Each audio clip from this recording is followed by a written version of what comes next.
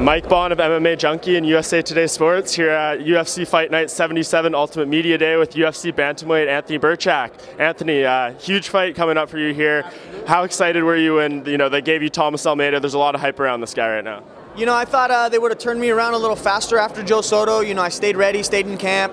And then once we were kind of throwing names out like, hey man, I want to get in there. I asked for Thomas. This is something that I've wanted. I've been watching him since he was on Access TV. I was on Access TV. We've been following each other's career, and I'm not here to fight bums, man. I'm here to fight the best in the world, and Thomas is definitely that. Yeah, and do you feel like at all, maybe not slighted so far in your UFC career, but do you feel like this is the opportunity you've kind of really been waiting for? You obviously got a big fight with Joe Soto last time, but the whole UFC 177 thing, and you didn't get a fight on that card. Was it, frustrating at all, and now to come to this point where, it's such a big fight? Yeah, I mean, I don't feel slighted by any means. It's... like I said, I've been able to ask for both opponents. I told him, hey, I said, let's do this Joe Soto thing. We could have fought so many times in the regional scene. We're both West Coast fighters. It should have taken place in the UFC as it did, and I think the way everything has come to pass, it has been pretty fortunate on my end. Yeah, and what did that Joe Soto win do for your career, really? Because it seemed, even though he lost to TJ, it seemed like, he made it to the 5th round, 1 day's notice. People gave him a lot of respect and a lot of credit for just how well he did in that fight. And then you came in and obviously took him out pretty quickly. So what did that do for you? Well, going into that fight, there was so much hate on Twitter, like, oh, Joe Soto's going to, KTFO you and you're going to get smoked and this and that. After I made the statement that I did, this fight has had so much more support behind me and really rallying behind me from fans from all over the world, I know MMA math doesn't add up, but Joe Soto did look tremendous against TJ. He gave him 2 black eyes.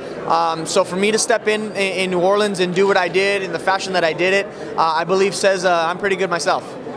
Absolutely, and when you approach a fight like this, against an undefeated opponent, a lot of hype around him, how do you study, his game when there's not losses to really pick apart? I know every fighter has tendencies and there's things you can still look at, but he hasn't suffered that, decisive defeat, anything like that. So how do you approach a guy like this? So to answer that, without having to study the losses and seeing where people capitalized on, I still look at the ones that he's been hurt in. So Tim Gorman did a great job of hitting him with a jab and a hook that nearly shut his eye. Brad Pickett dropped him several times and had him hurt. I think looking at those fights, I see where those guys came up short. They hurt him, but they didn't keep him hurt, or they hurt him and they got a little overzealous and tried finishing too fast rather than picking the right shots. And I think with Gorman, it's probably the most accurate representation of how this fight's going to go. Tim ran out of gas. I have gas for days. Thomas, was getting taken down and smothered, and like I said, he got stuck with a jab a couple times from a non-striker. I think I'm a lot more proficient of a striker than Tim Gorman, and definitely a hell of a better wrestler. Yeah, and is that something you see in Thomas's game as well? I think he gets, just statistically speaking, he gets hit like double the UFC average per fight, even though he's winning. Is that something maybe you see as a flaw? His defense, even though he goes in there, he wins, every fight so far, but he's shown, some lack of defensive tactics. Yeah, and that's definitely the hole in his game.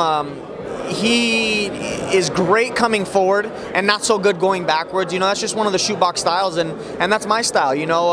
Constant wrestler pressure coming forward. I'm now learning how to, use retreat attacks and stuff like that. I've always read a good fighter can knock you out coming forward, a great fighter can knock you out going backwards. I've kind of taken that into my approach and really starting to pick my shots and learn from world-class strikers, guys in lion fights, guys in glory. I'm starting to be able to understand the striking game coupled with my wrestling game. I think is going to make for an unstoppable fighter in the near future. Yeah, and you mentioned the wrestling game. I heard you say in another interview training a lot with Henry Cejudo, who I've talked to plenty of times in the past, but what does that do for just, I know he's a very mentally strong fighter as well. What does that do for your physical skills and your mental skills, being so close to someone like that? I've known Henry since we were kids. So to see him grow up and do what he's done so far has been definitely inspirational. To now be able to train with him in the UFC and call him a co-worker or a peer, that blows my mind. A peer, Henry Cejudo.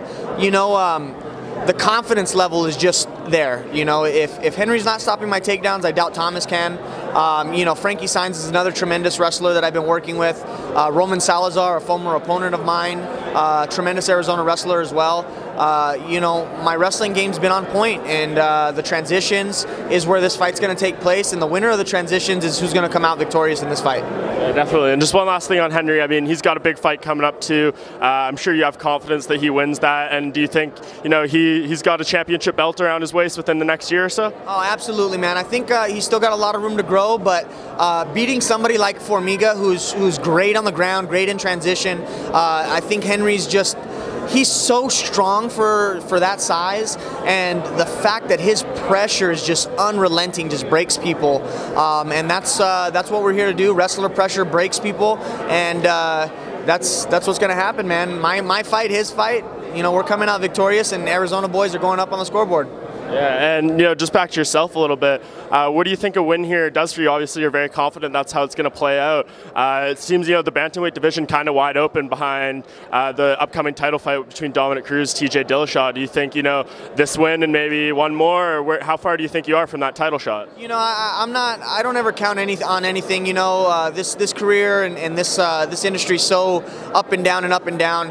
You know, we know Dominic gets hurt all the time. I would love to throw my name in the hat if that ever happened, you know, after this fight. But I'm not looking past Thomas at all. I'm focused 1,000% on Thomas Almeida and dispatching of him first. So we'll talk later in the evening on Saturday, early Sunday morning about what's next for me.